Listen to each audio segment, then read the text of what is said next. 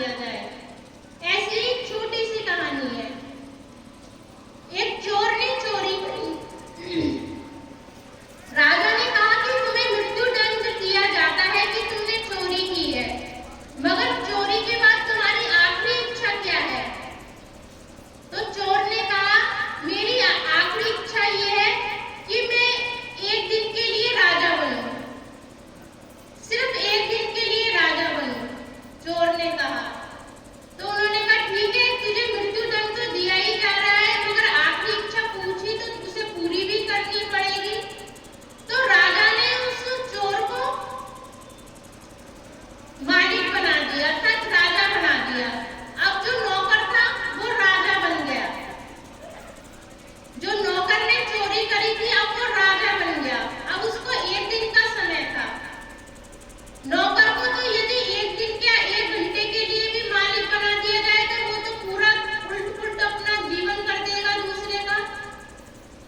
तो जो वो चोर था, जो नौकर जो चोर था, वो एक दिन के लिए राजा बन गया।